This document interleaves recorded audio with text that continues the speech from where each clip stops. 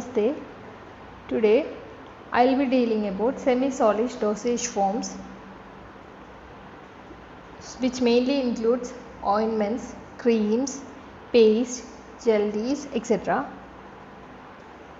So moving on to what are ointments. Ointments are the soft semi-solid preparations meant for external application to the skin or mucous membrane. They usually contain a medicament or medicaments dissolved, suspended or emulsified in the base. Ointments are used for their emollient and protective action to the skin. They may also be used as vehicles or bases for of medicinal substances. The absorption of medicaments by the tissues from the ointment or other semi-solid preparations applied to the skin depends upon the number of factors. Example, properties of the drugs incorporated, properties of the base, condition of the patient's skin, site of application, duration of application and degree of friction used in the application of the preparation. So some of the main contents of ointments are the medicament, base, stabilizers and perfumes. So what are the characteristics of an ideal ointment? It should be chemically and physically stable. It should be smooth and free from grittiness. It should melt or soften at body temperature and can be easily applied. The base should be non-irritating and should have no therapeutic action. The medicament should be finely divided and uniformly distributed throughout the base. Classification. Ointments are mainly classified as according to their therapeutic properties based on the penetration and according to their therapeutic uses also.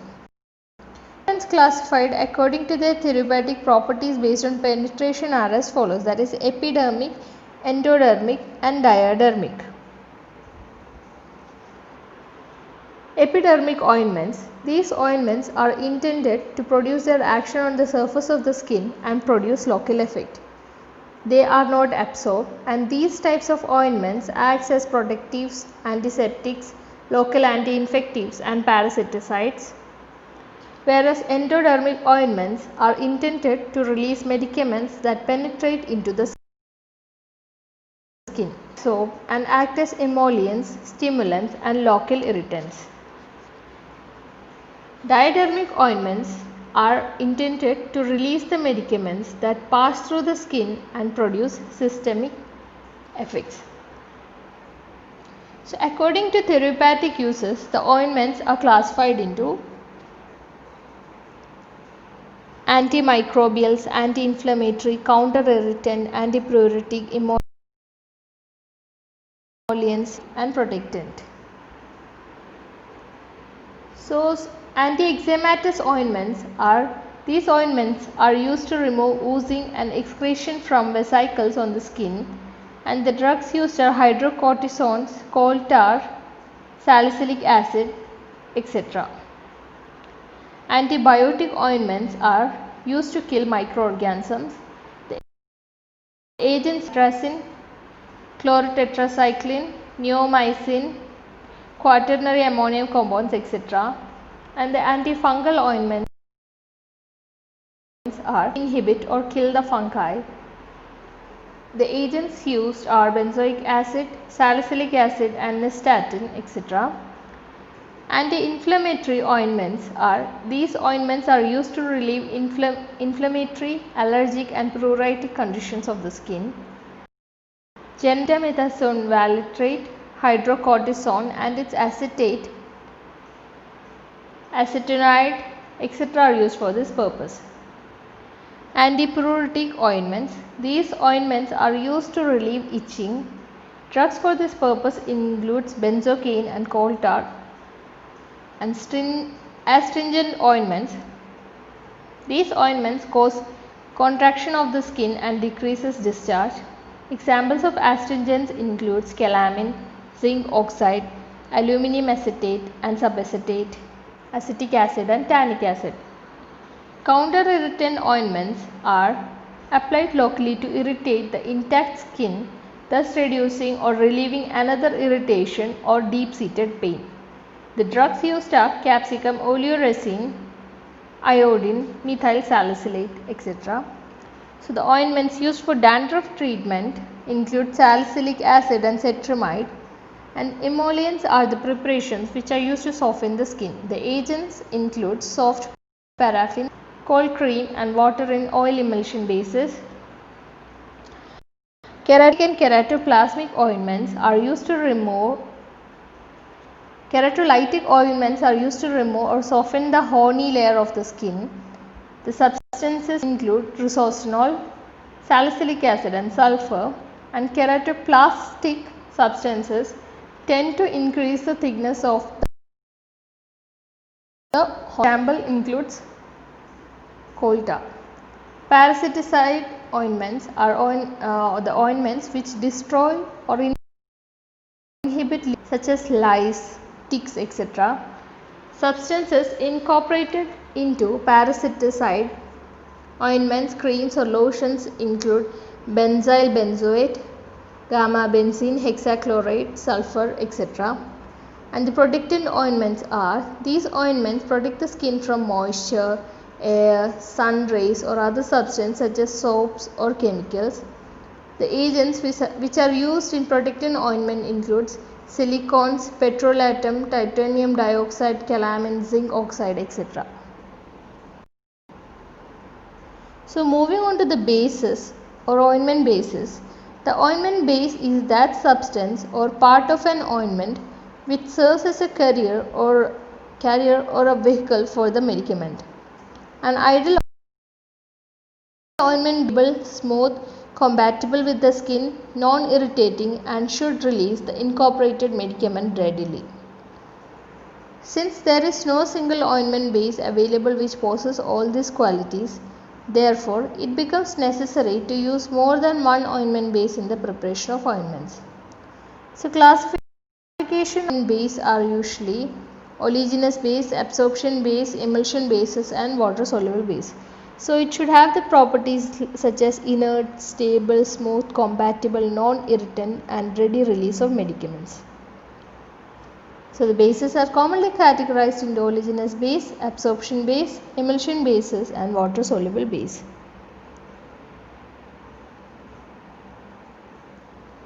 The base is oleaginous base. These bases consist of water insoluble hydrophobic oils and fats. The most important are the hydrocarbons, that is mineral oils, petrolatums and paraffins. The animal fat includes lard. The combination of these materials can produce a product having desired melting point and viscosity. The oils are decreasing in favor due to the reasons described.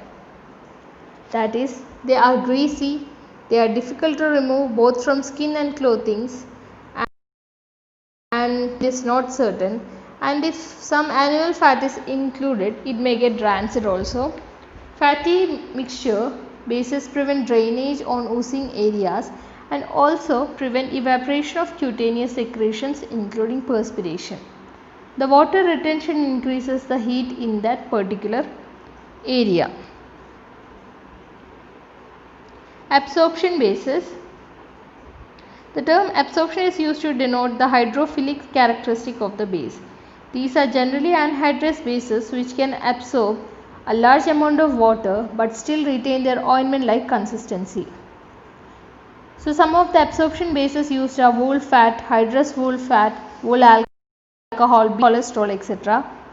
And the advantages of absorption bases are they are compatible with humans, they are relatively heat stable. These bases may be used in their anhydrous form or in emulsified form. They can absorb a large quantity of water or aqueous substances. And the disadvantages are these bases possess the undesirable property of greasiness, but they can be more easily removed from the skin as compared to the oily bases. Moving on to emulsion bases. Emulsion bases are semi-solid emulsions having cream-like consistency. These are of two types, that is oil in water or water in oil emulsions. So some additional amount of water can be incorporated in both the types and still retain soft cream-like consistency. The oil in water type emulsion bases are more popular because they can be easily removed from the skin or clothing by washing with water. The water in oil emulsion bases are greasy and therefore they are difficult to remove from the body and clothing. So examples of emulsion bases include hydrophilic ointment, rose water ointment, vanishing creams, etc. Moving on to water soluble bases. Water soluble bases contains only the water soluble ingredients and not the fat. That is why sometimes they are known as greaseless bases. They differ from emulsion bases that the latter contains water soluble and water insoluble components, since these bases do not contain any fats or oils. They can be easily washed with water from the skin and clothing. Moving on to some of the factors governing selection of an ideal ointment base. A number of ointment bases have already been discussed, but there is no ideal ointment base which fulfills all the requirements, since different types of bases are required for different purposes. A base suitable for normal skin may not be suitable for broken skin. Similarly, a base suitable for dry skin may not be suitable for greasy skin. The factors which help in the selection of an ideal ointment base are discussed below. First one is dermatological factors and the second one is pharmaceutical factors. Under dermatological factors, we have absorption, effect on skin function, miscibility, compatibility, non-irritant, emollient properties, ease of application and removal. First point is absorption and penetration. The word absorption means actual entry into the bloodstream, that is systemic absorption, whereas penetration means transference through the skin, that is cutaneous penetration. Only the ointment base penetrates deep into the tissues of the skin. It's mainly medicament which is absorbed into the bloodstream. Paraffins do not readily penetrate the skin, whereas animal and vegetable fats and oils normally penetrate the skin. Substances which are soluble both in oil and water are most readily absorbed, and the water soluble substances are more readily absorbed from water soluble bases. So oil in water emulsion bases release the medicaments more readily or without oil emulsion bases. Effect on skin functions. Greasy bases interfere with normal skin functions, that is heat, radiation and sweat. They are irritant, and oil and water emulsion bases and other water miscible bases produce a cooling effect rather than heating effect and mix readily with skin secretions. With skin secretions and serum is also considered, as skin secretions are more readily miscible with emulsion bases than with greasy bases. Due to this miscibility, the drug is more rapidly and completely released into the skin, hence lesser portion of the medicament is required when such bases are used. Bases are more readily miscible with serum from the broken skin, therefore they are particularly useful in peeping eczema. Compatibility with skin secretions. The bases used should be compatible with skin secretions and should have a pH of about 5.5 because the average pH of the skin secretion is around 5.5. Generally, neutral ointments bases are preferred. And freedom from irritant effect. Ointment bases which are used should be free from irritant effect on the skin. All bases should be of high standard of purity, and bases used especially for eye ointments should be non-irritating and free from foreign particles. Moving on to emollient properties. Dryness and brittleness of the skin causes discomfort to the skin. Therefore, the bases used should possess emollient properties, that they should be able to keep the skin moist. For this purpose, water and humectants such as glycerin and propylene glycol are used. Ointments containing wool fat, lard, liquid paraffin also acts as emollient by preventing rapid loss of moisture from the skin. Moving on to ease of application and removal, the ointment bases used should be easily applicable as well as easily removable from the skin. Stiff and sticky ointments are not suitable as they may cause damage to the newly formed tissues of the skin.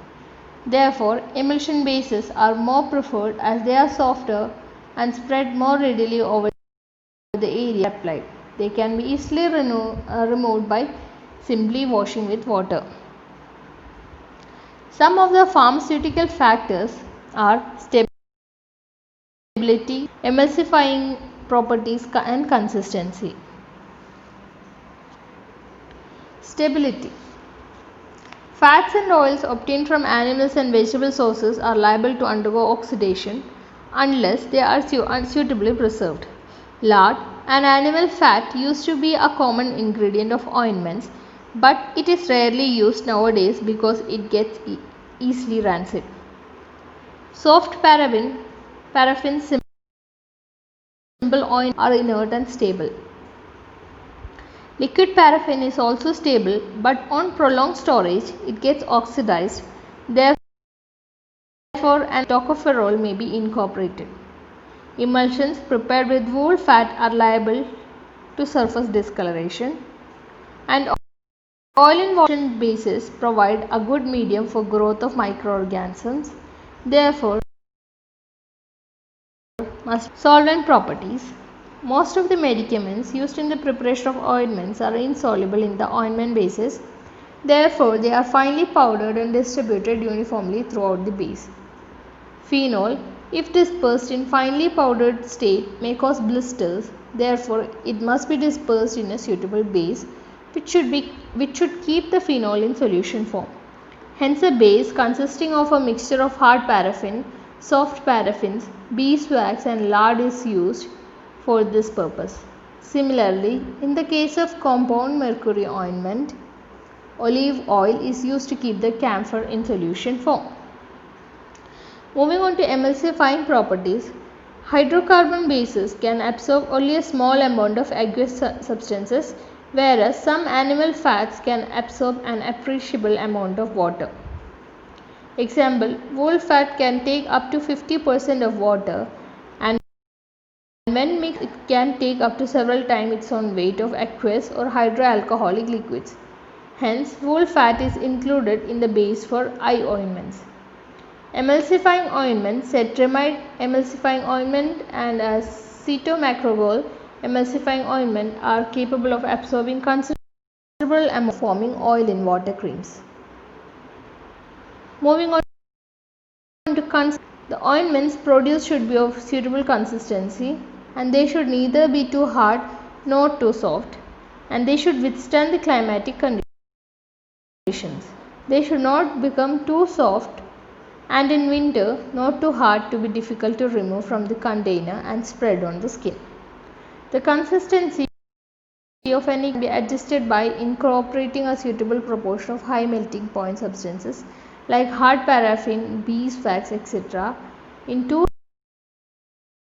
soft substances like liquid paraffin into hard ointments respectively. So some of the methods of preparation are trituration method and fusion method. Trituration method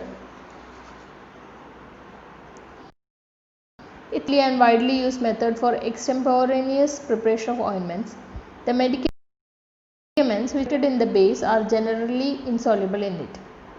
Therefore, it becomes necessary to reduce the medicament to fine powder, otherwise the distribution is uniform. So, in order to obtain the best results, the medicament is triturated with a small amount of the base on an ointment slab with the help of stainless steel spatula with long broad blade, and to this the additional quantities of the bases are incorporated and triturated until the medicament is easily mixed with the base. So, to remove the gritty particles in ointment mill. When large volume of liquids are to be incorporated, pestle and mortar should be used for the purpose. Relatively large amount of liquids can be incorporated by adding them gradually to an absorption base and then adding the fatty base. The pestle and mortar method is not as efficient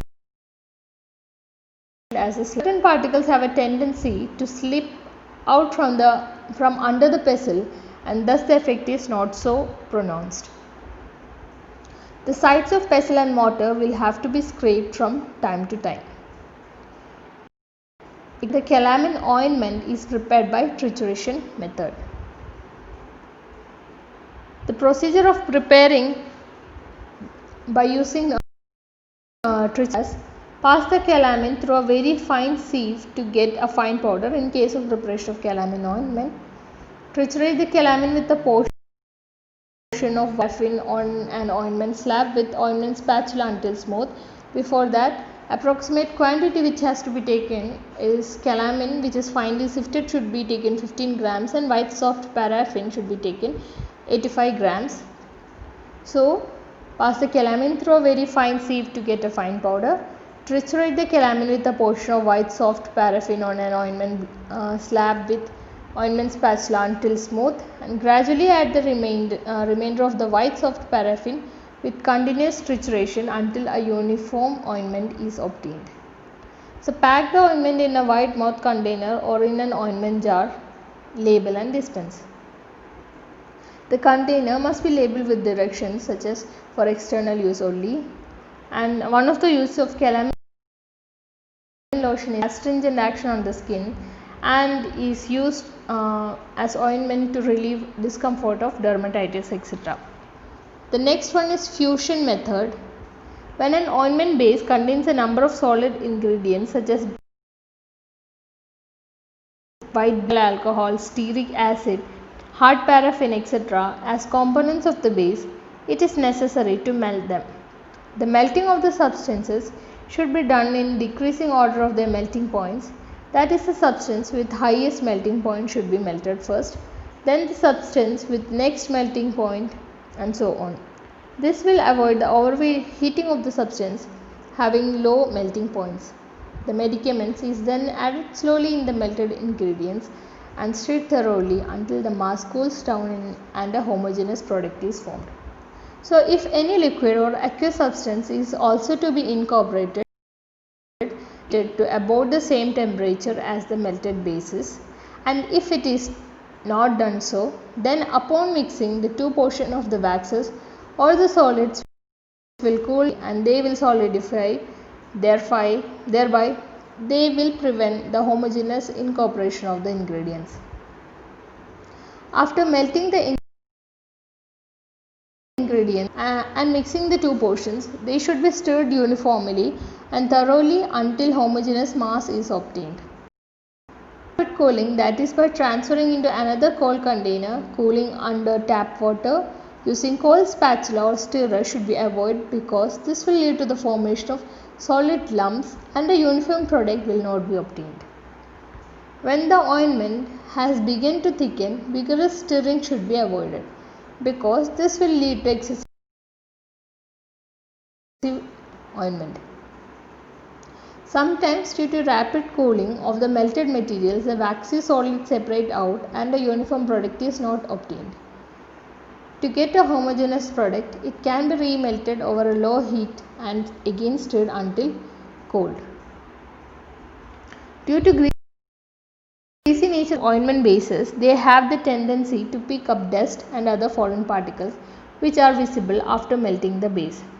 They can either be removed by decanting or passing through a piece of muslin which is kept in a warm funnel. Liquid is collected in another hot container. So, some of the uses are: